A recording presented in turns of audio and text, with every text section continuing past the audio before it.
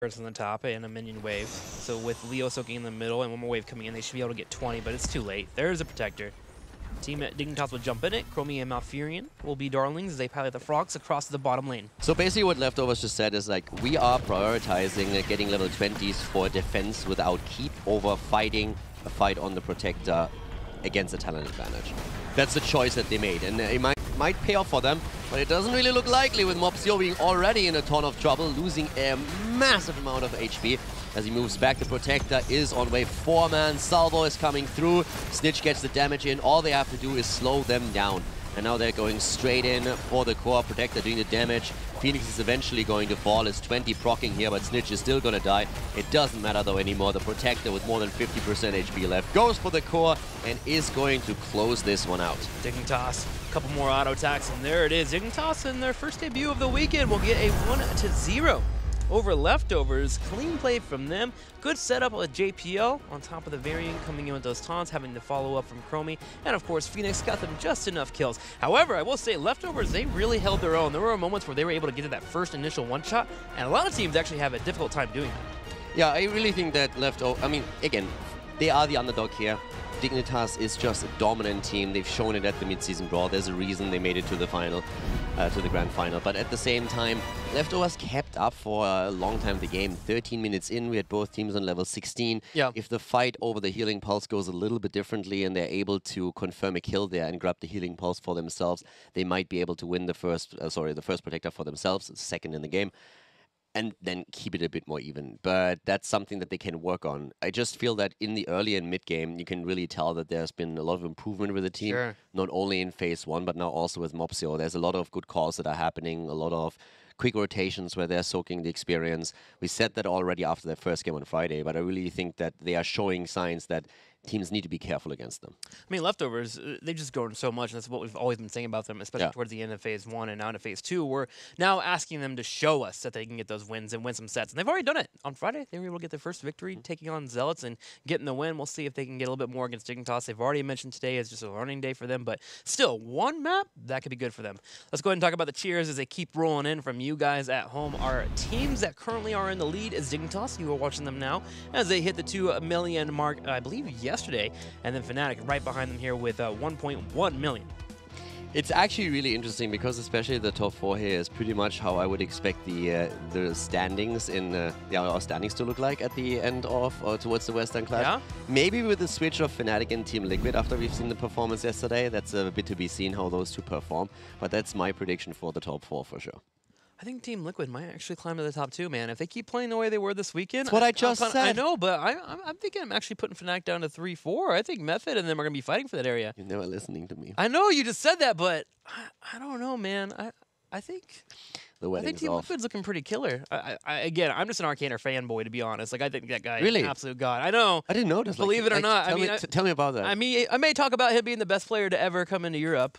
But he's incredibly saying, man, he's awesome. I don't know. Okay, we adopted you, but leave your North American bias a little bit out there. I don't know, man. He's from Australia. It's not even North American. That's a completely different continent. Checkmark. Checkmate. Can we just go to the next battleground or something? Checkmark. Checkmark. Got him. You were so proud of that. Battlefield of Eternity. Leftovers with the pick. I was more so alluding to you not having any clue about European history then. Oh, did you just checkmark me? Dang. Oh, I checkmark. It's a thing now. Let's not make that a thing. That's a thing now. Oh, no, it's not a thing. From now on.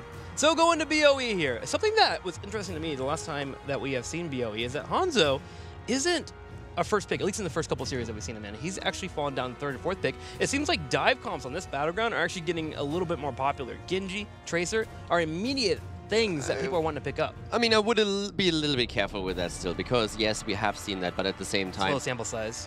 Small sample size, first of all, we have seen one game there, and I think it's also the teams that played just simply showed, okay, we're not trying to race the Immortal, we're just going to try and destroy you on a fight perspective. Yeah. What are you smiling about? What happened? You're still on the check mark. You got me with the low sample size. Battlefield of Eternity.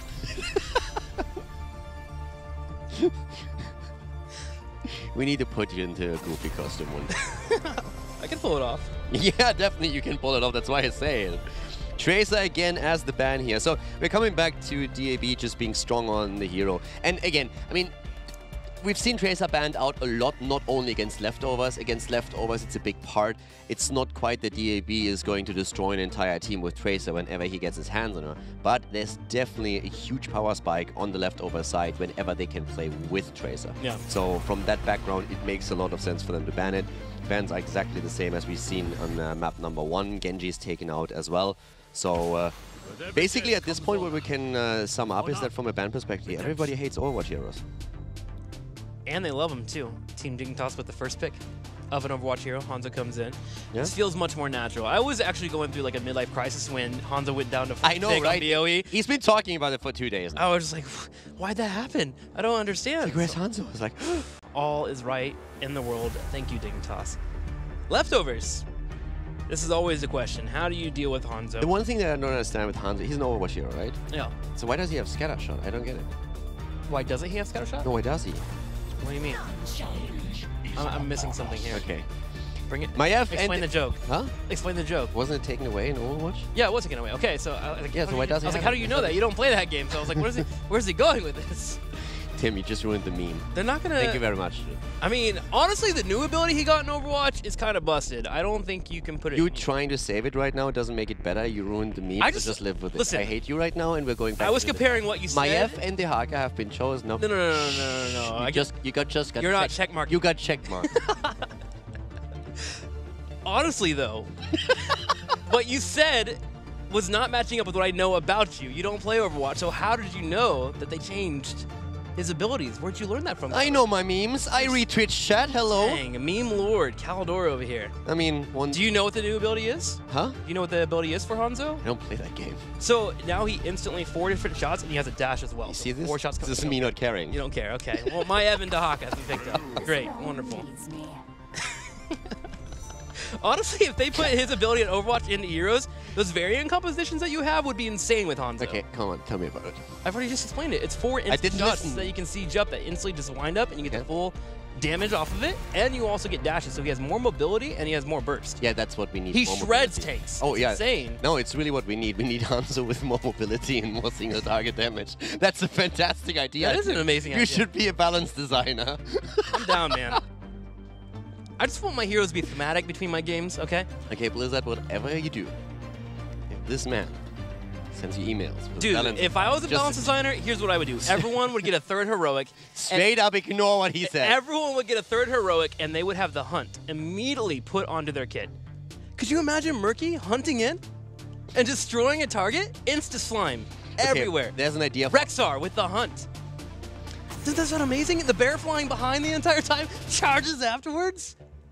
That's a good idea. This game would be amazing. It's a good idea for Brawl, but not more. Serious mode now. There's a draft going on.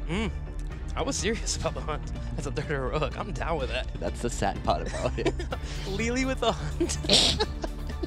Shut up. We're going on an adventure! And then blinds a target.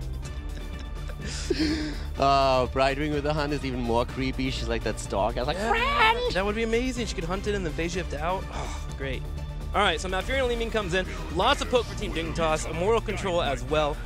Greymane and Karazim, though, leftovers, are giving themselves the ability to get on top of a target if they overstep, but also giving themselves the ability to deal with the Immortal themselves. Greymane sneaking his way back into our drafts. I mean, the first thing that actually we saw here is that on Battlefield of Eternity, we have now the Haka for the side lane. So it's again this idea that you're trying to soak a bit more on the side lane before the first Immortal in particular is taken, and then you try to move in. I mean, especially around the second one, is ideally with level 10. That's the dream. If around the second Immortal you can get the level 10 with the Haka and then go in. It gives them some global control in the long run. If Dignitas doesn't respond with Falstad, and given that they have Hanzo and Li Ming already, it's very unlikely, there's not going to be a global to match it. But Dignitas has insane poke around Hanzo and Li Ming to gain the Immortal, so their strategy is definitely here to, I mean, ideal of course get resets for Li Ming through kills and carry the team fights, but they can also just simply keep poking at the Immortal, and as long as they win the objective, they're not going to be in too much trouble here. But as you said, leftovers with Greymane on the map and with Karazim, they actually have a fair amount of Immortal pressure too. Yeah. ETC and Yrel comes out. Wow, our 2nd Yrel of the weekend. Intriguing. I mean, it is the thing at the solo lane. It is really tough just to take her down. And we heard at the Ranger actually talk a bit about it, that she's very tough to kill. I mean, this is pre-buff Urel, so she is still pretty powerful here. But she's going to become even more stronger towards next weekend. And Nubarak for the last pick. Pretty dive heavy what they have here. With Maiev going in, you have the Haka, also very melee heavy here too. And Nubarak now. Yeah, decent amount of CC2 to help out with Urel, try to step up her channels if she can come in, but also Mosh Pit. I mean, he can also eat a lot of the shots that Li Ming fires out, either with Beatles or he himself, just to make sure that she's not getting free shots against the Immortal and burns that down. So that helps them a bit. But they definitely have a lot of engage here. Do you believe in the Urel? I believe in Whoopi. Yeah. Do you think it's Whoopi? You could put HGC in the top lane if you wanted to. Main tank Urel. Before buff? is playing Varian right now, I'm just saying. Before buff? There's no way. Nah, it's going to be Whoopi. Yeah, it's probably Whoopi. It's going to be a side lane. No, but I really think that, yeah. Honestly, when you're on BOE, most of the time when you're in that 4-man on the bottom, you can't really afford to split somebody off unless they have hypermobility like a Genji. So it's going to be a spot where Urel can kind of just have that one-to-one. And whenever she is in a one-on-one scenario and she can't be interrupted, she usually can kind of out-trade her opponent, eventually get to a point where they start to back up a little bit. Could be hard for Dahaka to handle that. I mean, again, Leftovers approaches from the perspective, hey, we want to learn something here. This is for us a lot of this is for us practice. It's a learning opportunity. If you can win a map, then hey, let's go for it and improve our score for the standings. But they acknowledge that Dignitas is the huge favorite. So I like what they're doing here. I mean, it's an aggressive comp that they are drafting. They are very heavily set up with that melee frontline. They have Maiev engage, a Nubarak engage. So they are not shying away from aggression. I really like that from the perspective of how we've seen them play in the first few days, so that they try that out now against Dignitas, who is definitely made from a completely different stuff here. Well, let's head into it. Game number 2, Battlefield of Eternity. Leftovers trying to hang against Team Dignitas here on the left side. In the blue, Potibus playing Dahaka, DAB on Greymane, Linked on Karazim, Mopsio on a Nubarak, and Blakitni to play Maiev. And over to the right side of the map, they are opponents. Team Dignitas with Whoopi on Urel. We have Snitch on Hanzo. We're seeing Poi currently playing the mage. He's playing on Li Ming. JPL with a front tank, that's ETC. And Zelia on his Be. Zelia on the old man playing, the other old man playing Malfurion. Malfurion is old, isn't he? Yeah, it's like 10,000 years or something. He's up there. He's about to expire, that's for sure. He did expire, didn't he? Spoilers, World of Warcraft? Is that spoilers? Only 2 years ago. I have no idea, but wasn't he like, were he and Tyrande a couple, wasn't that a thing? Yeah, there's a love triangle between Illidan and Tyrande. We are definitely the ones qualified to talk about lore here. I always found it a little bit creepy. I mean, seriously, if you have the choice, who do you want to go for? Do you go for Malfurion, the old geezer that's just boring as hell, or do you go for the badass Illidan? I mean, that for me, that would be an easy choice. So I'm not quite sure what's wrong with Tyrande, but I mean, seriously. Don't let your pleb human emotions get in the way. Age is not a big deal between druids. It's fine. Let them love each other. And don't judge, man. Don't judge. I mean, no, I will go with the blind dude. He's badass. Yes. What do you mean, I guess? Someone that gauged their own eyes out is a little crazy if you think about it. Yeah, but, I mean, it makes him at least interesting. Yeah. Speaking about interesting, Leftovers trying to control the top here as Team Dignitas comes in, but Leftovers opening up pretty aggressively here. First off, rotating the 4-man in the top lane, going straight for a turret. They get a little bit weak, and they also grab a siege camp quick. Linked is pausing the game because, wait, love triangle? Tell me more about that. Wait a second, boys. We need to hold that game for a moment. So what do you know about the love? I know nothing. Okay, so Josh is trying to tell me in my ear. So I'm going to repeat this to you. Tyrande, Illidan, Malfurion. All in the love triangle. So there's Illidan and then there's Malfurion, and both of them are brothers. Illidan got caged in dark magic, but he had a love interest for Tyrande. Malfurion was like, nah, that's my girlfriend. You can't be a part of this. So he kicked Illidan away for the rest of his life, and I think that's where he fell in love with Maiev. I mean, that's just screwed up. I don't think that's true at all. I have no idea. And then Kel'Thas came in and dropped a flame strike. Ignite killed everybody. And we're like, well, that character's broken. And then we nerfed him. I still don't get it. Why would you go for Malfurion? That guy's boring as hell. He's wise. Like, what do you mean wise? Wise is not boring. Do you look at your grandpa and go, Grandpa, you're boring because you're a horrible person, Caldor. That's what you are. This isn't an us issue. This is a you issue. Took you 2 years to pick up on that. That I'm a horrible person, really. Wow. I told you on the first day, basically. What do you know about lore? Tell me your Warcraft knowledge, Mr. I know everything. Okay, so basically, Tyrande and Illidan, they are like... Tyrande thinks that Illidan is really, really hot. What? You wanted to know? Okay, I'm talking Please about never write a story ever. Like, there's no build-up. Like, you have to have some kind of attraction going on before you go to He's badass. Can we go into the game? No, like, I wanted, like, you wanted to know my lore. Okay, like, I'm actually putting that out right now. You have so 10 Tyrande, seconds. Go. I need more than 10 seconds. 20 it's seconds. the big story. Go. I'm back in the game. I'm going to tell you later. It's amazing. It's an amazing story. Jeez Louise, man. I'm glad that part of commentary is not knowing all the lore. We would just get fired instantly. I'll make up my own lore. It's way better. Big push at the top lane right now. And, well, with the Beatles, you can always try and get a couple of tower shots soaked and put that pressure in. I really like how aggressive the leftovers are. I said it during the draft here. I really enjoy that they are trying to do that against Dignitas right now. Yeah. Showing no respect and saying, okay, we're going to come out swinging, and they're trying to snipe towers now. And if you get those, that's a huge chunk of experience that you can really get here. The top one is nearly down. The bottom one also on half HP. So I really like how the way that they're currently trying to play this.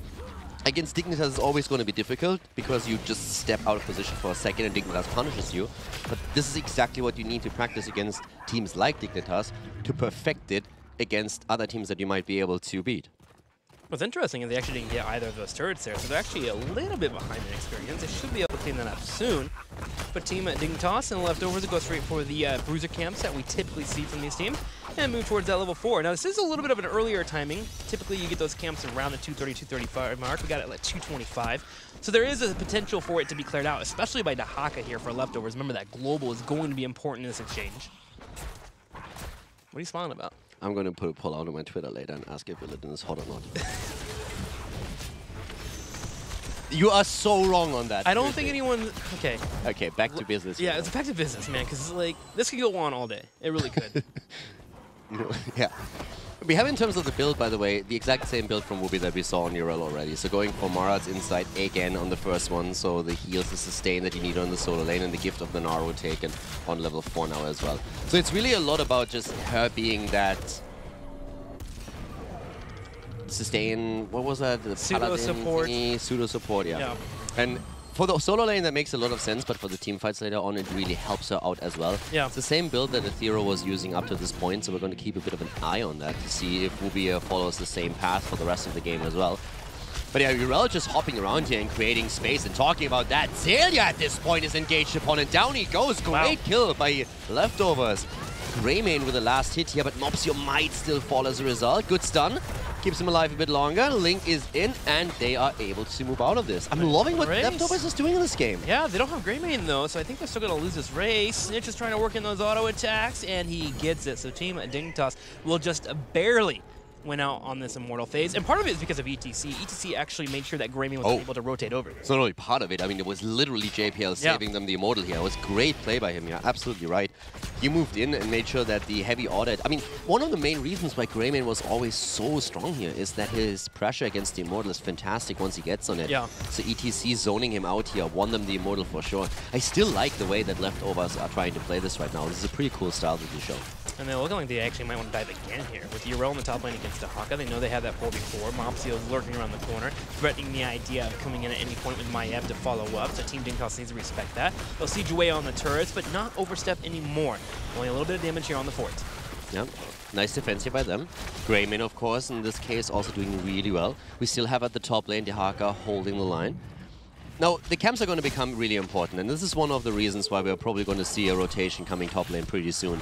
Dahaka against Urel can't really go for the camp, but if someone else helps out, there might be a difference. But they're going for it. A kill attempt here at the bot lane. They're trying to go for Snitch. It was a really good attempt, but the tether couldn't come in. JPL played really well around this and made sure that Maiev could not get the tether onto Hanzo with Snitch, because that would have been a confirmed kill here for sure. That just shows how fierce this composition is here for Leftovers, though. Yes. If they can get on top of a target and pull them in, they will put out damage quickly. Hanzo went down to less than a third of his health, and had it not been for his natural agility, Greymane probably would have followed up and gotten that kill. So Team Dignitas is going to continue to respect that and make sure that Poik and Snitch in particular are left protected. Urel, by the way, changed the build slightly to from the perspective of what Hero used yesterday and went for the Divine Steed on level 7. Fantastic talent. The insta-mount and the added movement speed advantage that decays over a couple of seconds is just great. And in teamfights in particular, so this is something that we're definitely going to see with a bit of action. The 7 talents in general are going to be super important for Dignitas. It's not only Divine Steed that can give you some opportunities, but you have Calamity coming in, you have all of a sudden the extra wave clear on ETC side with the Echo Paddle, and let's not forget about Nature's Cure here for Morphurin, who should make it a bit easier for them to just dodge those stuns on the Nubarak side and the Tongs and Drags that we see from their Haka. Don't forget about the Scatter Arrows too. It literally feels like Team Dignitas' composition comes online at level 7 with all the abilities to get here. What becomes the bottom lane is sitting to clear out where Leftovers is attempting to push in this bottom side to keep them itself in the game when it comes to experience. And again, they're staying neck and neck with Team Dignitas when it comes to experience as we head towards those level 10s. But Team Dignitas is able to get on the Immortal a little bit quicker here as they jump to the top side, and they'll go to halftime show easily. Yeah, better rotation from Dignitas for sure.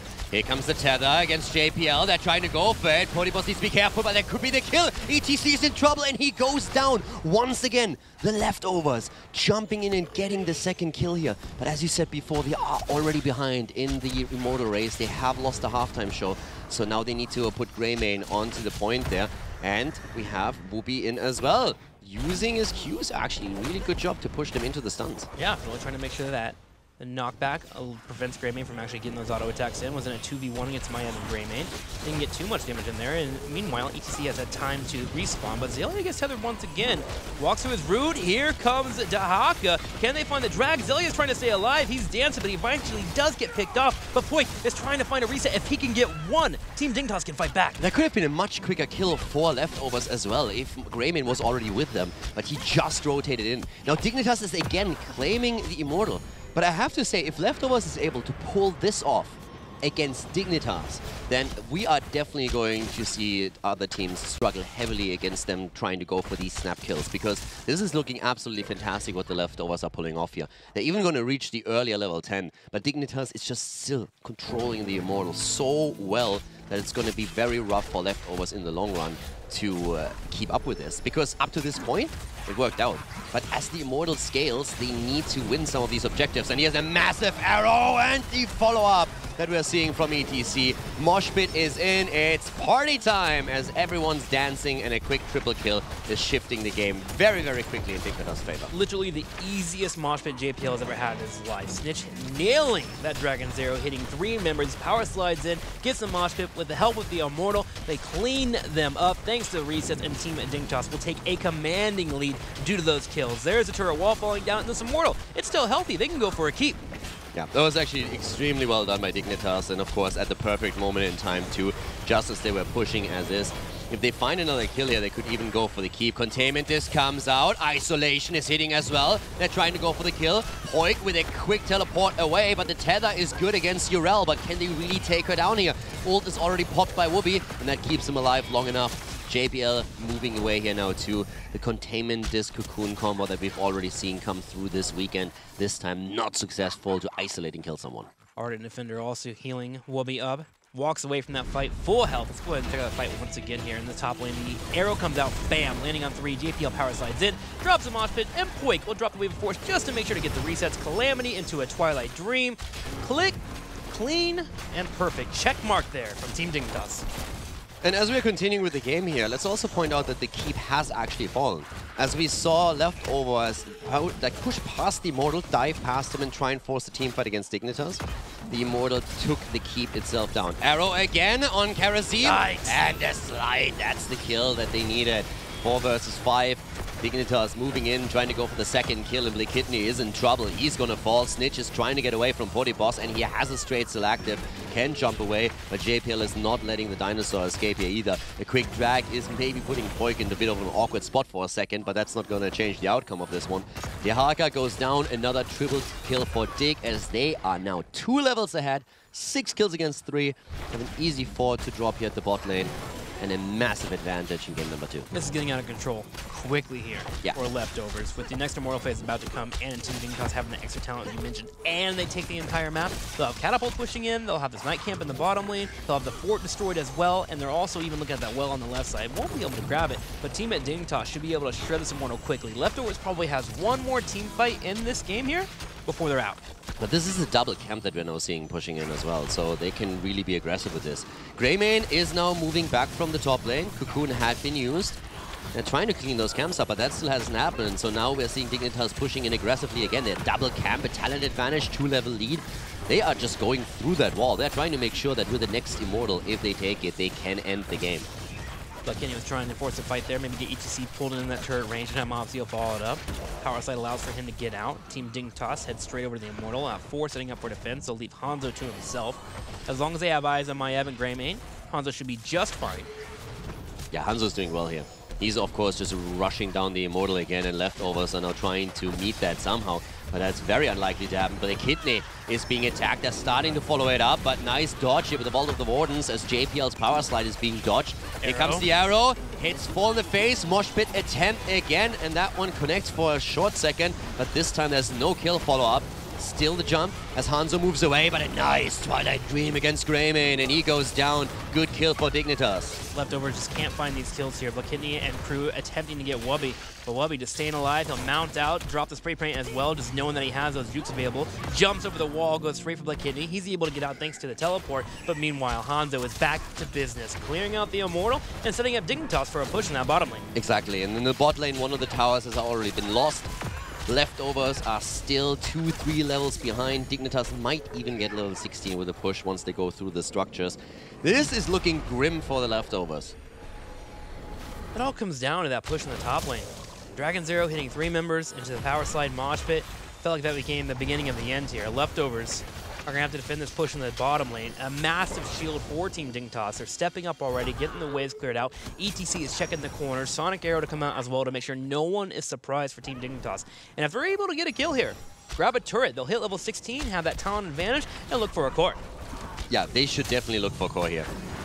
I mean, they should be able to pick a kill up unless we have Leftovers again. Oh, yeah, okay.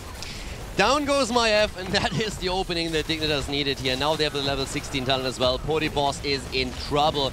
I mean, they try to get the kill against Poik, but fantastic play by JPL as he gets the power slide against both of them, saves Poik, and now that opens up another kill opportunity. Down go Greymane and Karazi. Mopsio is chased away, pushed into a wall, and taken down. That's going to be the end of the game, and Boss falls, and that's a full team wipe. Goomba Stomp from Wubby as he comes in and finishes off Dahaka. Going straight for the core afterwards as well. Team Dignitas cleans up that fight. And Leftovers, they had to go for that fight. They were so far behind. Their siege potential against a keep isn't the greatest. Greymane will put himself in a risky position just to clear it up. So they figured if at least we can get in a team fight, maybe then we can defend an Immortal, and it just did not work out for them. Team Dignitas goes up 2-0. Dignitas with the victory here. The favorite in the series, performing well so far, exactly what you would expect from Dignitas, especially since they had no changes coming into phase number 2. Leftovers, I still like what I see. They go up against the strongest team that we have in Europe, and they are doing well in the early stages of the game. They are aggressive, they're looking for kills, they're making it work. They can, of course, improve a lot of things. Sometimes the execution could be a little bit better. Some of their rotations towards the Immortal were kind of slow and gave Dignitas an early advantage, winning the halftime show. But those are mistakes where, against a lesser team, you can, A, get away with them. You can also make sure that you don't make them again in the future. And Dignitas is really difficult to punish. So I like what I see from the Leftovers here. They're down 0-2, but again, they said they only use this as a learning opportunity. And I feel Leftovers looks way stronger than in phase 1. Yeah, Dignitas just knows how to snap and get that kill like we saw in that top lane. And they'll be up 2-0. We'll see if they can close it out with 3-0 or if we'll have a chance for Leftovers to come back and get their own win. We'll be right back after this commercial break.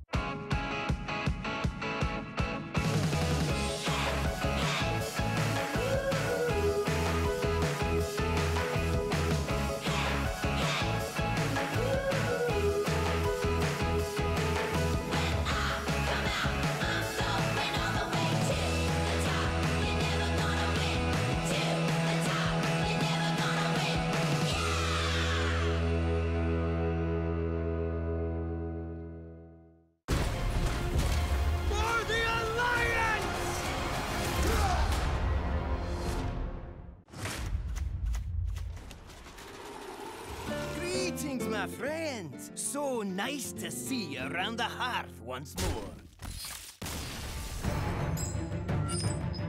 Even Paladin is definitely one of the strongest contenders, if not the strongest at this point. The actual class diversity still remains high. Bunny Hopper has conceded. AH is going to the Summer Championships. This time we're going to be seeing different takes on the same types of decks and different lineup strategies. Oh!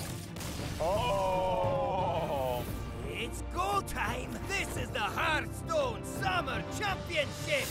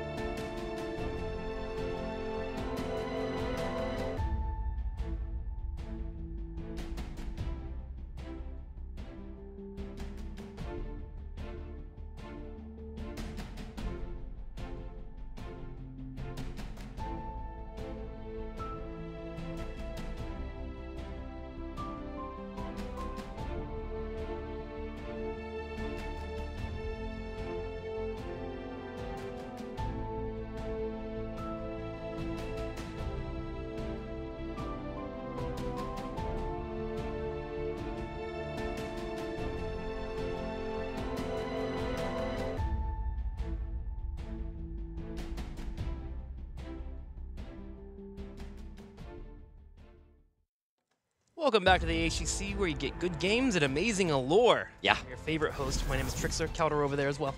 I'm already a little bit disappointed. Why? Like, I'm questioning my life decisions here, because I actually posted a Twitter poll, and right now the result is not quite what I expected. I mean, Illidan Hot or Not is a pretty easy question to answer. I thought that was pro forma. But we have a 50. You have to take the nasty personality with it, and personality does build into attractiveness. Did you see my Fury like, he's jitters all the time. Like, how can you go for that guy? He's 10,000 years old. Like, it's so is respect- Illidan. But he's been crystallized, right? Like, he's been a crystal for a long time. Like, I don't know, but he looks way better. He's like the Terminator. I don't know, And he works game three, out. game Now, three, Fury game does three, not game three. work out. Battleground, please. Just, I don't know how That poll is going to switch. I tell you. People are going to listen to this and they're saying, like, wait a second, there are people that vote for Malfurion? That can't be the case, and they're going to save the poll. Dragon Shire picked up by Dignitas. You're that guy that Mark goes my into a words. party and just yells, and you hope that people listen to you, and they think that you're right because you're yelling louder than everyone. That's not how it is, dude. He's not just hot because you say it. I'm sorry. No, he's hot because it's true. Okay.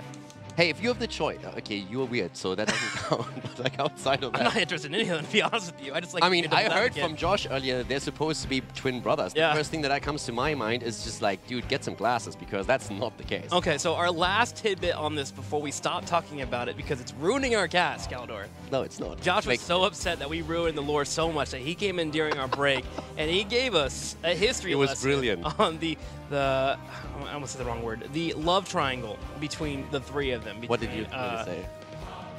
I'm not going to say it. It's not the correct approach, but I almost said the wrong word.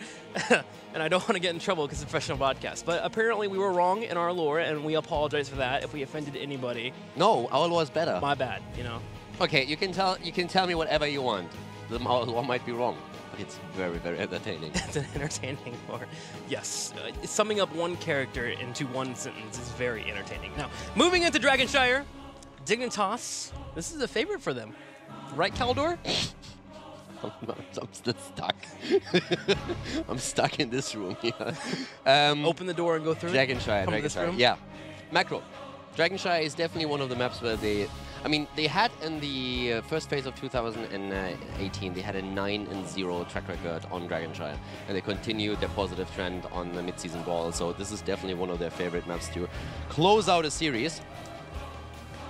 It's one of those maps, too, where they seem to really enjoy / have a different style of putting one person in that bottom lane and allowing for the tank and the support to rotate as needed between middle lane, top lane.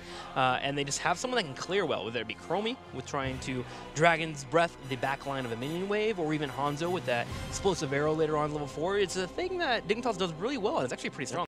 Do you know who was actually like really strong on this map for a long time? Who? Illidan. Tron.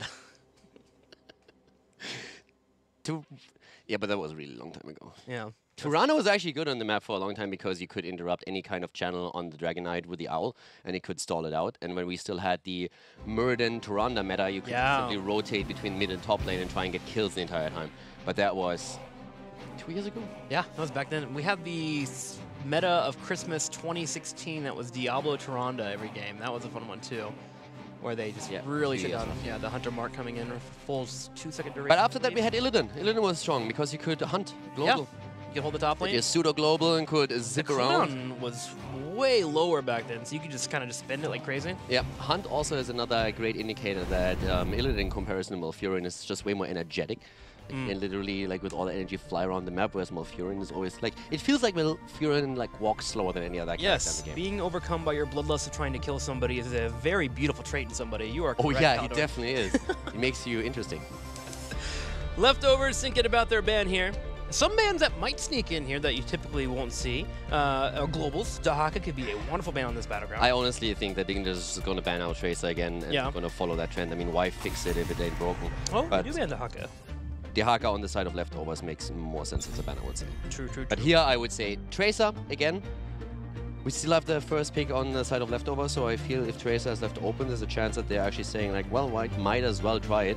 But Dignitas is hesitating a bit here, so they could actually address other problems instead. But I'm not quite sure if there's anything that really stands out to me as a big problem in the past games where Dignitas says, okay, let's switch this up. Well, if you don't want your top lane to get destroyed, you can think about Genji here instead, and then you just kind of deal with the Tracer. Yeah.